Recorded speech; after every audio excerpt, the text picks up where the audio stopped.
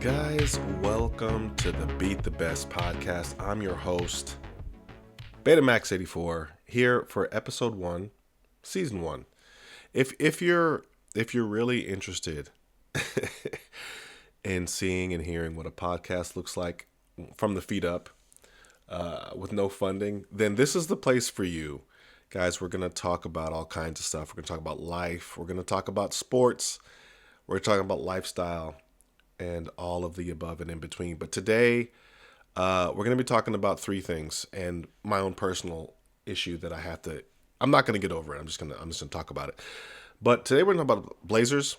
We're going to talk about our Niners, and we're going to talk about the Warriors to keep our first episode in line and not too crazy. But the first thing that I wanted to talk to you today about on the Beat the Best podcast is, guys, we got to wrap our hands and agree that people should not be crossing the street looking down on their cell phones. I almost hit a guy the other day. I'm driving towards Portland and stop at a stoplight, of course, and this guy walks across the street at twilight. He's wearing all black. And I'm going to make a right turn, but I didn't see him, and I stopped, like, oh my God. And the guy just kept walking because he was looking down at his phone. Now, we run into and bump into people all the time looking down at their phones. But walking across the street on your phone is a different kind of menace. Because what are you doing? Do you not understand that your own life is in jeopardy with two different traffic ways coming through, and you're looking down at your phone? So today I was looking on the internet. I'm like, this can't be just me. Like, there has to be a thing. And of course it is. From the New Jersey Spotlight News, we have a whole video on the dangers of distract walking, which I find interesting. This is from March 31st, 2015. Distracted walking, using a mobile device while crossing a street or busy intersection. Just take a drive or walk and you'll see it for yourself. It's so prevalent. Corey Bosch, an associate professor of public health at William Patterson University, conducted a study to track it. We observed about 22,000 pedestrians. So during the walk signal, nearly 1/3 of those pedestrians were distracted by some form of technology. What was really astonishing was that nearly 50% of those who were darting out during the don't walk signal were distracted. It's such a weird thing, to see people doing that,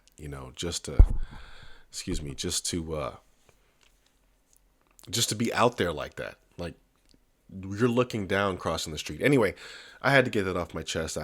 You may care, you may not care. That may not bother you at all, that people dart across the street without looking at you and might get hit by a truck. But it bothers me. Yeah, guys. Moving on to the Niners.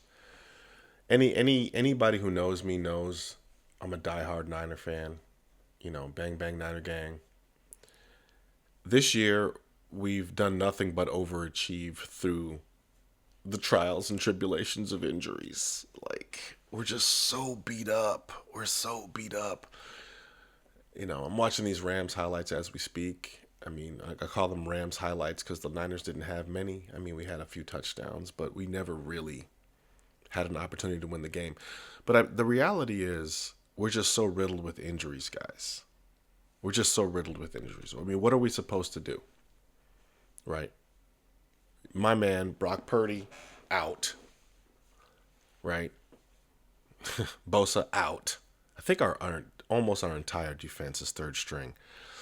So, I think, I feel like Mac Jones is doing as good of a job as he can as a backup. He's a fantastic backup. I'm looking at it just from a perspective of reality. If we end up being 500 this season, which I'll be happy if we can do that, we're just on to next season. The injury bug has hit us pretty hard this year, and there's nothing to be upset about that. That's pro sports. This podcast is called Beat the Best for a reason, right? In pro sports, that's the That's the verbiage, right? You got to beat the best to be the best. That's what it is. So I don't think anybody should be unhappy with what's happened this year. I mean, we're just beat to death, and that is that. Moving on to our Warriors, guys. The Warriors have also been hit with a little bit of the injury bug as well. Steph Curry, I wouldn't say injured, but sick at least. He's been sick as a dog, it sounds like, as he's on a comeback trail. That's why they got their brains beat in by Denver this week, which wasn't great. But they did win their last game, right? Because we can pull together as a team. I just don't think, without Steph Curry, there isn't much we can do as a team to win significant games. And I think, most teams know how valuable their star is when their star isn't playing. Steph Curry, in my eyes, he's in my top 5 all time. I'm sure we can get into a whole conversation about that. But when he's not playing, guys, it's a whole different world out there. Steph Curry's superpower is that when he steps on the floor, he draws 2 to 3 people, and everyone else is just wide the duck open. And that helps a lot of people. It does. And when he isn't around, defenses can play a normal type of defense. When he's on the floor, there is no defense for Steph Curry. Anybody will tell you that. LeBron said that himself. That's why he loves playing with him. Right? Because when you play with Steph Curry, you're open. You saw what he did in the Olympics. The guy's a human nuke bomb. So when he's off the court, it really hurts. And the Warriors, their championship window is tightening. I don't want to say it's closed, but it sure isn't wide open. This isn't 2015, right? Steph Curry's 37 years old. I think we have one of the oldest rosters in the league, and there just isn't a lot that can be done when you have teams like Oklahoma City breathing down your neck. Look, OKC is 10-1 right now. It's absurd. These guys play defense every single night. They just play so hard. And it's impressive to watch if you're a basketball fan. If you're a Warrior fan, it's not great. And then you have Denver, right, in the Western Conference. Don't forget you have the triangle. You got Dallas, Houston, San Antonio. Come on, man. I could talk about the beginning of the Wemby era. That's going to be another topic for conversation later. But back to my Warriors. Hey, the time is now. This season, maybe next season, but this season is going to be what it takes for them to get into a championship space. After that, Steph Curry, I hope he retires as a Warrior.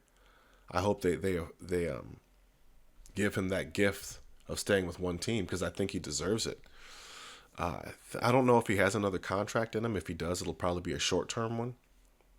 But just to have him retire as a Warrior would be great. But we're on the downslide here. We're on the downslide. So if there are any championship overtures, it's got to be now. 25, 26, maybe 27. But, that's it as far as looking for a championship. In finality, I'm new to the Portland area. Been here for 3 years now. The Blazers haven't been watchable last year. In fact, I felt like they were unwatchable. I'll take the heat for it. That's fine. But I gotta tell you, this year, man, I have been so impressed with the type of basketball they are playing. These guys, under duress with whatever happened to Chauncey Billups and that insane debacle with, I don't think he was attached to the gambling part. He was attached to this whole thing where he was fixing poker games with the mob. I don't even know. Allegedly. I hope he's innocent. I hope all of those things are unfounded. But I think the Blazers this year are not only watchable, but they're going to make a lot of people sick. I tell you right now, you don't want to see this Blazer team in the playoffs. You don't. They have too much young talent. They play full court defense. They run up and down the floor. And they have a bona fide leader in Drew Holiday. Drew Holiday's been to the mountaintop twice. So at the end of game, he knows how to take it home and make it possible for you to win some games. I saw them do it. They were the only one that beat Oklahoma City this year. Albeit, yes, Oklahoma City was on a back-to-back. So what? They still beat them. Portland Trailblazers. They play full court. They play end-to-end. They D up. And they have a deep bench. And they are athletic as all outside. I'm telling you right now, if you haven't watched an entire Trailblazers game, they are now my new surrogate team. I'm a surrogate now. I'm always going to be a Warriors fan, but in my second spot are now the Portland Trailblazers. I'm going to get to a game this year, and I'm going to watch them cause a lot of havoc on the floor because that's exactly what they do. They cause havoc defensively. They get up and down. I believe they lead the NBA in pace, and I think top 3 in threes per game because they put up that many threes. Full court, fast break threes per possession. I'm not always in love with that because I think that's also led to some of their losses this year when they shoot too many threes that don't go in, which is bound to happen when you shoot a lot of them. So I like feeding the paint. I'm old school like that. We go hard in the paint. I'm from that generation. So if you have a chance to get to see what the Blazers are doing this year, you're going to be pleasantly surprised.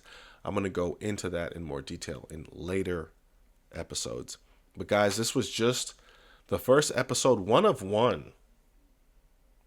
many actually. But the Beat the Best podcast, we're gonna continue from here, get better. I'm gonna have guests. I have lots of friends. I got a friend who won a championship with the Las Vegas. He won a championship with the UNLV. Okay, with arguably one of the best championship teams to ever play. So I'm gonna have him on the podcast. I'm gonna have other friends, actors, and so on and so forth from my speckled background of experience from hoops and entertainment. So you're going to get all of that. We're going to keep this one kind of short as a first episode just to get our feet wet and dip our feet into this podcast community. I appreciate all the grace you're giving me as a newbie. And hey, again, welcome to the Beat the Best podcast for the early adopters out there. And we will see you next week. Peace.